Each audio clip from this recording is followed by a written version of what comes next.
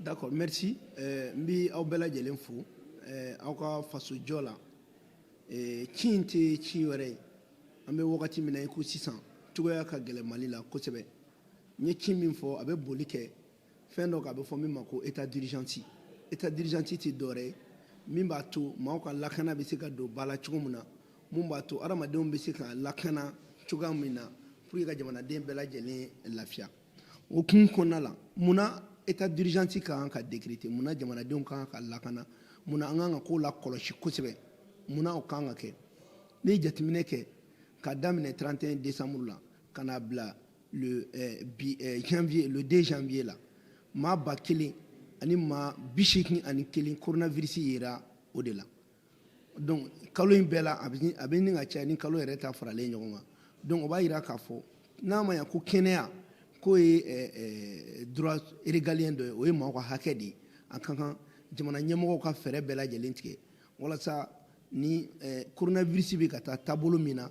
fɛɛrɛ ka se ka tigɛ a la k'a to mɔgɔ caman kana se ka mɔgɔ caman minɛ o fɛɛrɛw bɛ yen o tɛmɛnen kɔ ka bɔ yen n'i ye jateminɛ kɛ bɛɛ b'a ye k'a fɔ ko bi k'an ka armée an ka golomasiri tabagaw u kɛlen bɛ ka dankari kɛ bingannikɛlaw la terroriste ninnu na donc fo dɔw kɛlen bɛ ka ɲɔnɔ bila u kɛlen bɛ ka dogofiri bila sisan n'i ye jateminɛ kɛ ɲɔnɔ sugu a bɛ fa sisan ko kabako parce que o kɔrɔ ye ko taa bɛ ka k'u la mais an ye jateminɛ caman kɛ u bɛ ka bɔ o yɔrɔ la u bɛ boli ka taa dugu fan wɛrɛw fɛ donc a ka kan bi jamana ɲɛmɔgɔw u ka état d'urgence fɛnɛ déclarer walasa o mɔgɔ ninnu u bɛ taa dugu minnu na an'u bɛna fan minnu fɛ u ka se ka lakɔlɔsi ka tɛgɛ k'u la ka jamanadenw lakana cogo min na o tɛmɛnen kɔ ka bɔ yen n'i ye jateminɛ fɛnɛ kɛ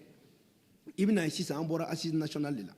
o assise nationale a ye yamaruya de di jamana ɲɛmɔgɔw ma ka f'u ɲɛna ko jamanadenw bɛnna waleya min kan ko k'o waleya in ko k'a don ba la kosɛbɛ bon n'o o tun kan ka don ba la u kan ka fɛɛrɛ tigɛ cogo bɛɛ pour que o waleya min fɔra u ka se k'o kɛ lafiya kɔnɔna na u kan ka fɛɛrɛ tigɛ cogo bɛɛ pour que politique mankan kuma lankolonw ni ɲɔgɔn samatuma minnu bɛ kɛ ka bɔliw ni fɛngɛ ninnu kɛ ka fɛɛrɛ tigɛ o la joona parce que jamana mago tɛ o la bilen n'a ma ɲɛ ko jamanaden bɛɛ bɛnna ko ka taa sira mun fɛ jamana ɲɛmɔgɔw o de baara kalifal'u la u kan k'o kɛ o de kama ne ye wele bila aw ma ka wele bila ɲɛmɔgɔw autorités ma hali n'a y'a sɔrɔ an yɛrɛ bɛ CNT kɔnɔ mais an bɛ congé la fɔlɔ ka f'u ɲɛna u ka état d'urgence déclarer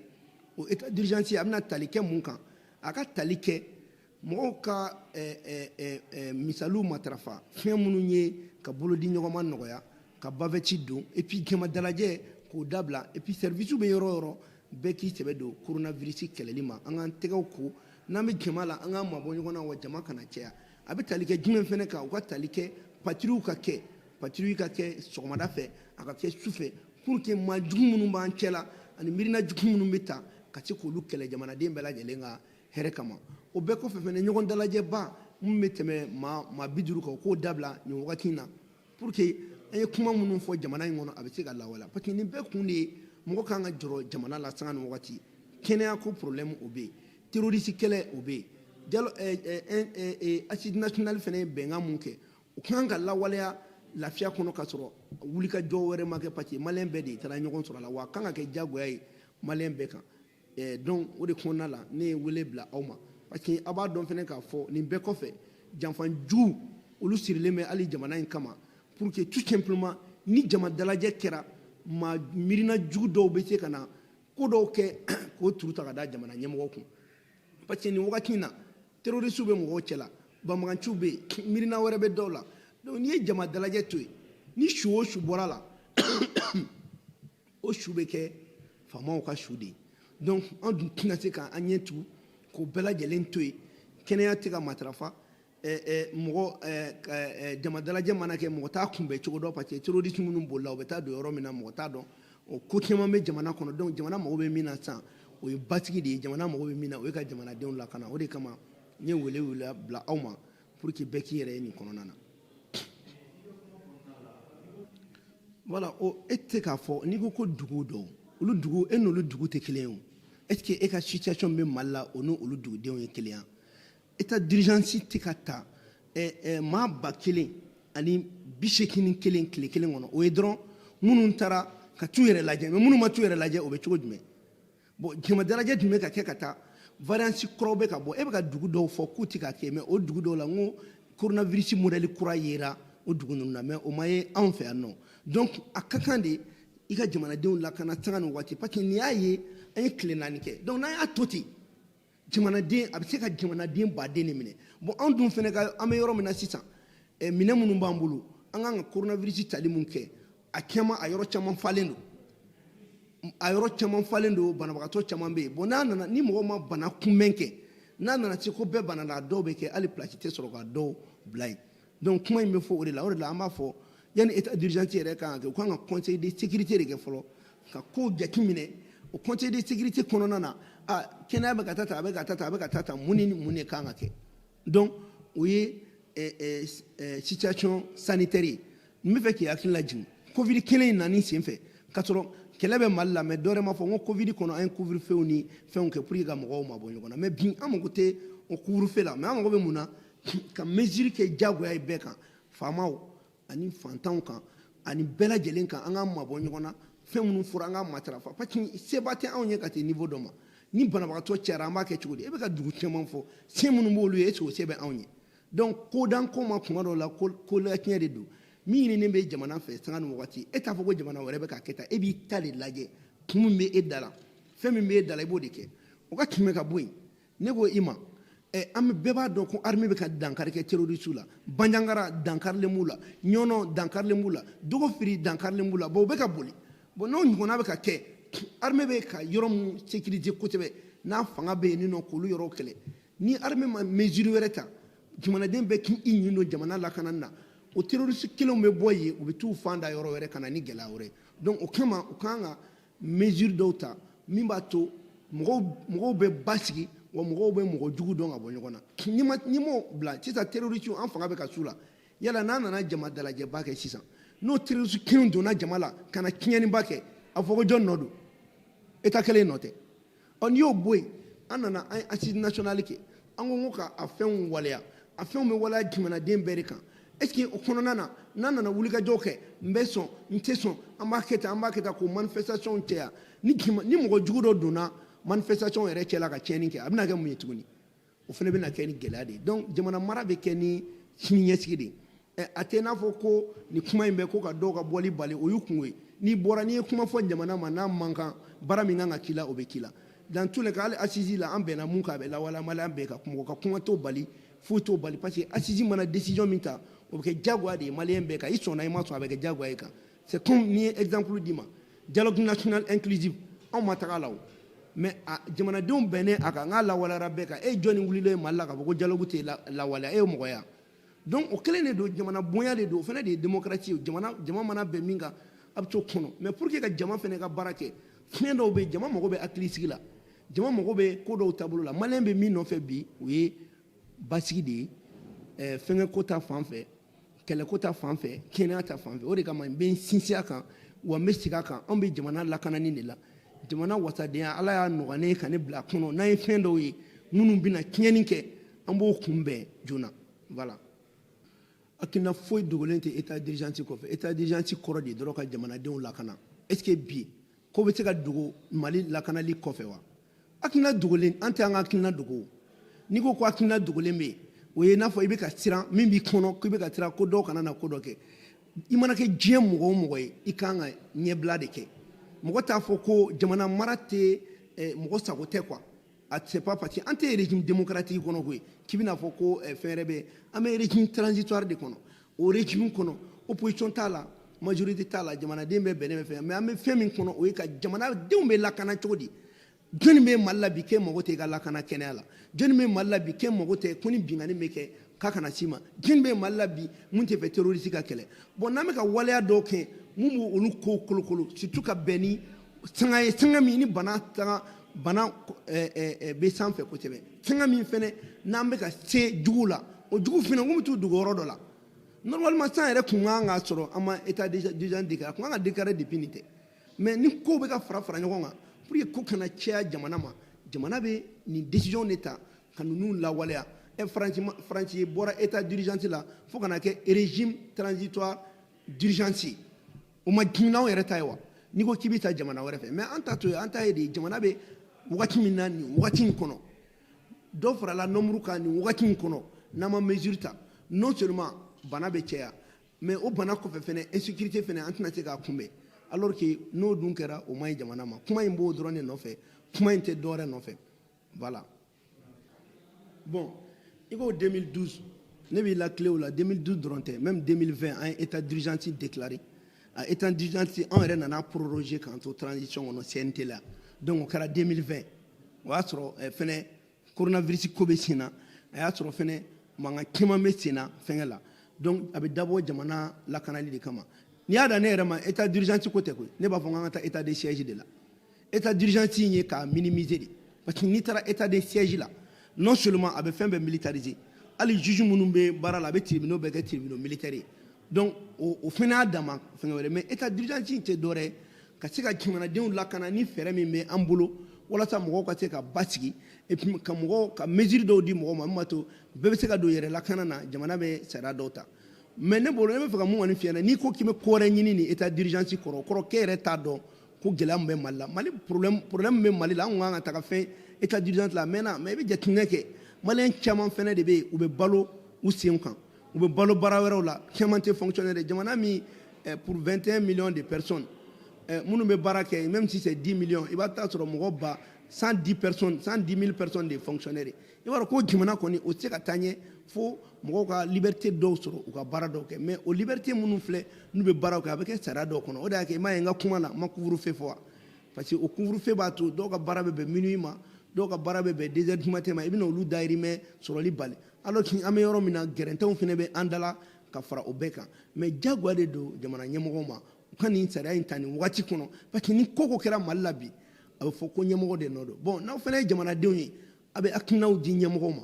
u ka a lawaleya a bɛ se ka kɛ olu yɛrɛ bolo c'est pas nécessaire mais an kɔni ka baara ye min ye surtout ne ye commission santé o rapporteur de ye ne ye an bɛ ka analyse kɛ situation sanitaire la donc an bɛ kuma parce que an bɛ ka kuma fɛn min kan an b'a dɔn an b'a kɔnɔ minnu bɛ ka résultat bɔ an n'u bɛ baara kɛ ɲɔgɔn fɛ an b'a dɔn gɛlɛya min bɛ Mali kɛnɛyako la donc an tɛ ka kuma i n'a fɔ ko mɔgɔ tɔw bɛ kuma cogo min an bɛ ka kuma fɛn dɔ de kan fɛn min bɛ an ɲɛkɔrɔ fɛn min bɛ se ka gɛlɛya lase mɔgɔ ma hali k'a dan coronavirus dɔrɔn ma kana foyi ta i kan ka état d'urgence déclaré pour que ka maliyɛnw lakana u kana t'u yɛrɛ bana i ka mesure dɔw ta pour que bana in bɛ se ka minimiser cogo min o yɛrɛ gansan dɔrɔn o y'a ta kun ye hali ni ma kɛlɛ wɛrɛ fɔ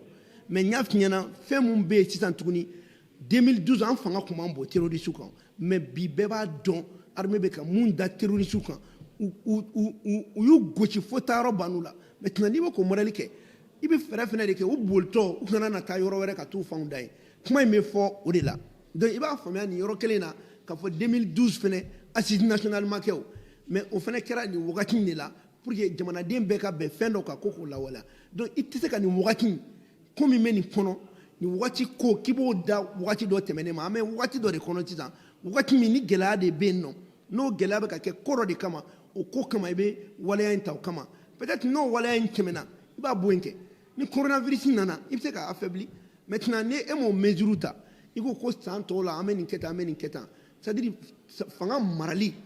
o tɛ ko nin bɛ taa nin san na i bɛ wagati min na gɛlɛya min bɛ yen wagati min na ko min kan ka kɛ o wagati la i b'o ko de kɛ ni m'o kɛ ni gɛlɛya min bɔr'o kɔnɔ o kɔrɔ ko e ma kɛ sini ɲɛsigibaga ye donc an tun bɛ min na il faut que an ka kɛ sini ɲɛsigibaga ye parce que n'an tora tan n'an ma mesure ta walasa ka coronavirus dan sira la nin y'a ye tile 4 an taara 1080 kɔ la kalo la an bɛna taa joli la bana bɛna mɔgɔ joli minɛ o ye kelen filanan nin y'a ye armée fanga bonyana ɲɔnɔ bi sugu bɛ jɔ a ɲɛ ma banka yɔrɔw la caman bolila ka ban mɔgɔ yɛrɛ bɛ ka fɔ alhamdulilayi mais dɔw fagara dɔw fana bolila u taara min bon maintenant n'an ma état d'urgence déclaré pour que k'olu fana ɲini u bɛ taa yɔrɔ o yɔrɔ k'u minɛ est ce que an bɛ b'o la o kɔfɛ fana an ye assise kɛ k'o ban jamanadenw bɛnn'a kan ko k'a lawaleya o lawaleyali dɔw bɛ k'a fɔ ko bon an tɛ sɔn a tɛ kɛ tan a tɛ kɛ tan bon n'olu fana m'u kɔlɔsi olu ka o wulikajɔ kɔnɔna na maa jugu minnu n'an fanga ser'u la u bɛ se ka don olu cɛ la ka na kolankolon dɔw kɛ k'o turu ta ka da jamana kun ou bien a bɛ se ka kɛ yɛrɛ mɔgɔ dɔw fana bɛ se ka k'olu yɛrɛ fana cɛ la miirina ɲuman tɛ minnu na ni jeli bɔn kɛra an bɛna o ko wɛrɛ lase donc Mali mago tɛ olu fɛn ninnu si la sisan an mago bɛ min na dɔrɔn jamanadenw bɛ basigi cogo min na donc kuma in bɛɛ de ɲɛfɔlen filɛ yen an bɛ wagati min na nin wagati de bɛ nin waleya in diyagoya an kan an k'a kɛ mɔgɔ ɲɛsiranya tɛ mɔgɔ ka kuma wɛrɛ tɛ mais jamanadenw lakanani don parce que baara min bɛ ɲɛmɔgɔ bolo o ye jamanadenw lakanani de ye o ye ka jamanadenw bɔ degun dɔ de kɔnɔ o tɛ o mɔgɔ anw ka fila fosi tɛ mɔgɔ ci ka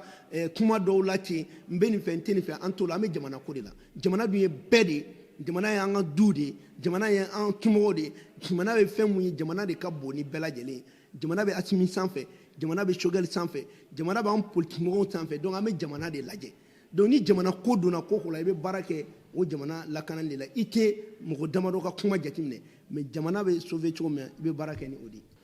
bon minnu ye dictature fɔ est ce que olu yɛrɛ bɛ ko kalama u bɛ dictature kɔrɔ dɔn i bɛ nin mɔgɔ minnu i bɛ ka kuma minnu fɔ maa minnu bɛ k'a f'i ɲɛna bi ko dictature militaire a don senna bɔsi a caman bɛ kuma fu de la mars 91 a ma kɛ ne kɔ a kɛra ne ɲɛna a bɛɛ kɛra ɲɛ ɲɛna démocratie san 30 de kɛra dictature ye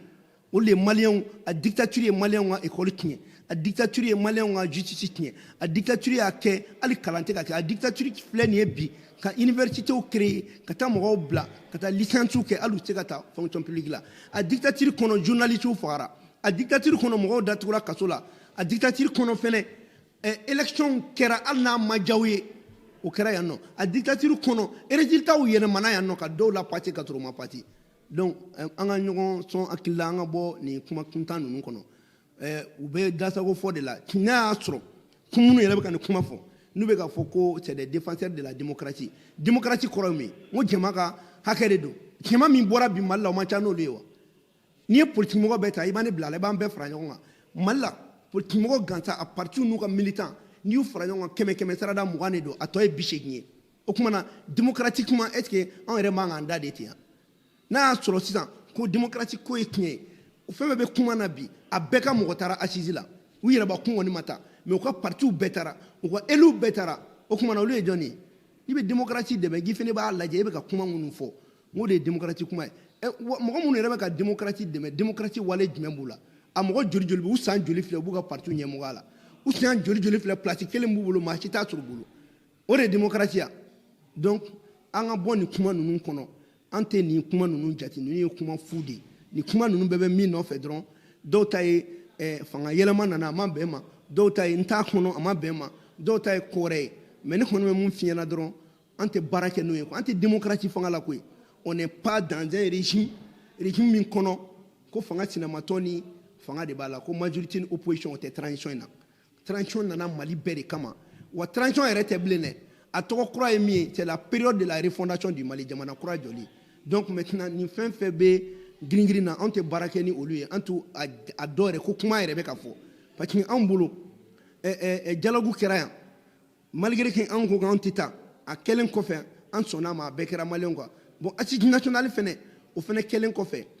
an sɔnna o ma donc o bɛ waleya mais n bɛ min f'i ɲɛna ka nɔgɔ b'o la pewu u bɛ kuma minnu na u bɛ ka kɛlɛ kɛ don min nɔfɛ ko délai de transition assise nationale dɔ o de ye délai in fixé wa assise wɛrɛ nana k'a fɔ ko ka dɔ fara délai in fɛnɛ kan assise min yɛrɛ nana ko ka dɔ fara kan o fɛnɛ fanga kun ka bon ni assise fɔlɔ ta ye mais a bɛɛ la jama de bɛnna kan e ko jama bɛnna mun kan ke e sɔnna o ma ko jama bɛnna ko wɛrɛ kan k'i tɛ sɔn o ma donc i bɛ yɛrɛ ko kɛlɛ de la i tɛ jama ka kɛlɛ kɔnɔna donc fɛn mun jɛlen don o ye an ka Mali de lajɛ et puis kuma minnu bɛ mɔgɔw da ko transition man ka janya dɛ a don sen n'a bɔ sen transition nana n'a yɛrɛ de n ko an ka dɛsɛ ka jamana mara ka dɛsɛ ka démocratie lawaleya ka namasa fara bila ɲɔgɔn senkɔrɔ o de nana ni mankan ye ni jeliw bɔnna ni civil kun bɛna se ɲɔgɔn ma ni sarasiw sɔrɔla ka na ni sarasiw nan'o la a dun dɛsɛra ka jamana jɔ o jamanaw bɛ jɔ de fɔlɔ kɛ donc opposition tɛ yen majorité tɛ yen u bɛ ka nin kuma minnu fɔ anw tɛ taa o sira yɛrɛ fɛ nin ye ka na an na segin kɔ de quoi i b'a fɔ k'an bɛ régime démocratique la opposition ni majorité bɛ o tɛ yen c'est la transition bɛɛ de b'a kɔnɔ ni min yɛrɛ y'a kɔnɔ i b'i yɛrɛ ka kɛlɛ de la mais i kɔni tɛ démocratie kɛlɛ la wa i tɛ Maliko kɛlɛ la i b'i yɛrɛ kunko kɛlɛ de la voilà.